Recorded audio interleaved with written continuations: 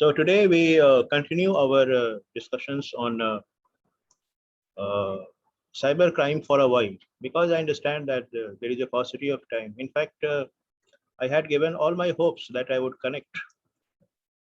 I still wonder what has gone wrong as far as the connectivity was concerned.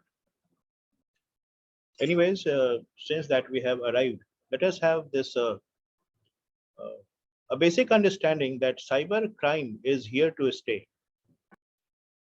As long as we are connected with the World Wide Web for all sorts of transactions and information and entertainment, we are very prone to be attacked by the uh, invaders in the cyber world. And we just can't go scot-free. We have to be very particular about the safeguard. So, in fact, you remember, just have a quick snapshot of what we already have discussed.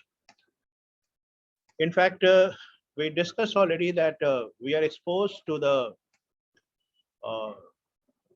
crimes that are perpetrated in the cyberspace, and more so because more and more people are becoming connected with the connected in the cyber world.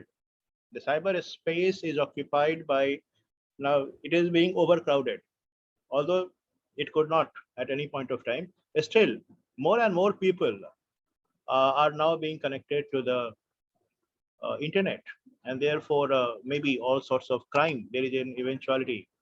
And as we discussed that technological invasion has pervaded all our lives irrespective of the nature of businesses, we are more prone to be attacked, right?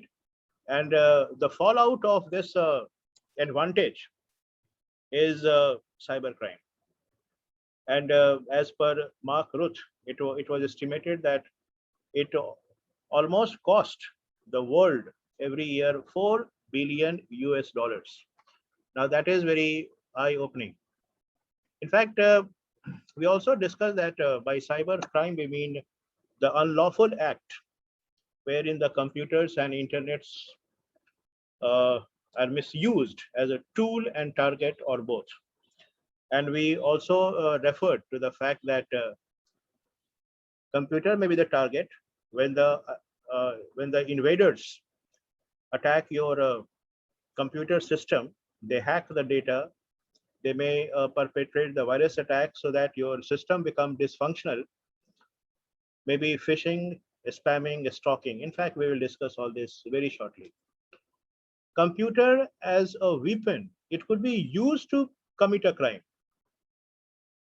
This system could enable somebody to perpetrate a crime more meticulously.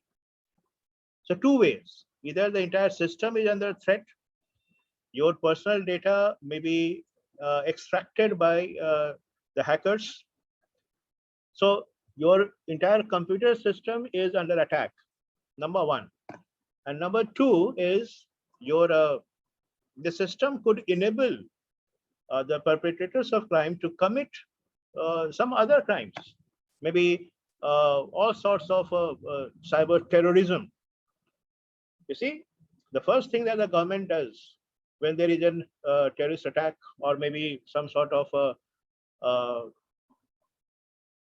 anti-social activities on a high alert in certain place, they simply go for ensuring that no interlink, no link or no internet connections, which happened in Kashmir. Remember, because there was an apprehension that this facility would enable people to perpetrate crimes and sabotage.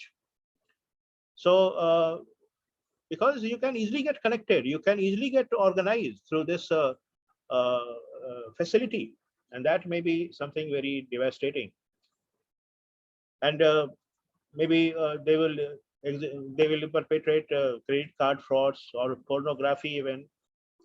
Cyber stalking also takes place. In fact, there was a passing reference to it because we will be discussing each of these crimes in somewhat in a comprehensive manner, because these crimes are prone to be perpetrated. The other thing that was discussed was that these cyber crimes basically center around the fraudulence or phishing.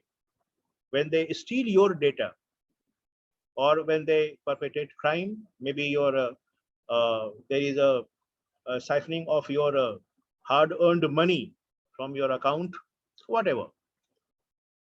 And one of the cause of the worry is that in India is rated as the third most targeted country because population is uh, immense and more people are connected to internet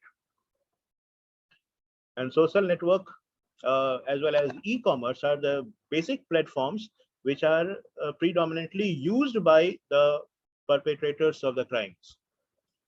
So make sure that once you go for online transactions or you are connected in the social media, make sure that you are under the exposure of these vultures who might be just uh, watching out any of the mistakes that you commit, and you perhaps will have to suffer. And finally, as far as India is concerned, it is the #1 country for generating spams. Spams could make the entire system dysfunctional at times. How it does it? We will discuss.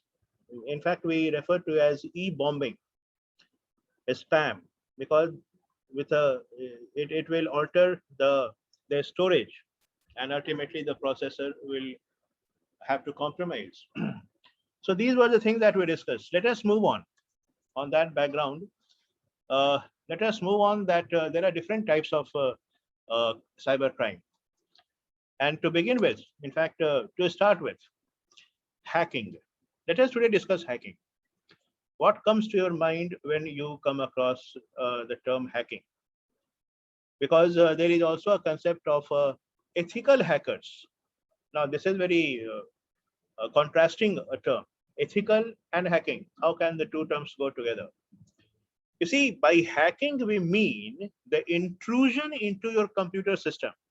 Somebody, some outside source, intrude into your computer system or any private network, which we refer to as intranet, and it is unauthorized access. You have not allowed them to intervene, or rather to intrude. So they intrude into your system in a very unauthorized manner and have an access to the data or the control over your computer. They will start exercising a control over your computer system, or they will have an access of your data which are very personal, which are very classified, which are very secret. And so therefore the entire computer system is here used for illicit purpose. You see, it is not that they have taken they have taken you into confidence and they are doing all this. Very inadvertently, they make inroads into your computer system, and they steal the data away, or they would start exercising the control of your system. That is called hacking. And obviously your computer network security system is under threat, and it is out and out illicit. It cannot be legalized in any pretext. So intrusion without the consent of the party concerned, with an intention to steal away the data or to exercise a control over the computer system of any third party. Now, this is something very this is a matter of worry. Now, there is a concept of ethical hackers, and they come to your rescue. In fact, don't go by the term hacker over here, because this person who is referred to as ethical hacker will try to find out where the loopholes are. they will try to figure out where are the areas which could easily be impregnated. Anybody could intrude into. What are these areas and how can they develop a system of four wall that they cannot enter into your computer system. So an ethical hacker exposes vulnerabilities in software. Where are the weak points which could easily be prone to be attacked? Vulnerable. Your computer system is vulnerable. The weaker point could easily let these intruders enter into the system and make it corrupt. So they exposes the vulnerability in software to help business owners fix those security. They figure out these vulnerable points so that they could be mend up. We are concerned about safeguarding the computer system by identifying where the loopholes are. And so obviously they are out and out professionals.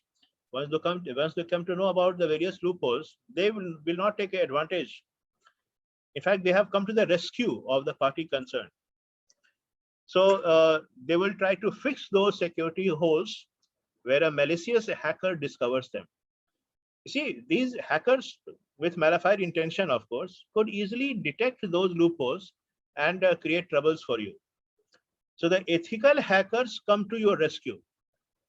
They will defend the system by identifying where the loopholes are. Where are the holes in the security system?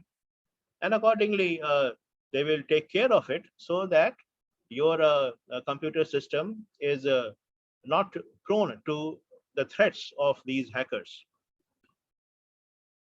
And in that context, there is a term which is referred to as white hat. Please do remember, because they will be asking a multiple choice question on that. White hat.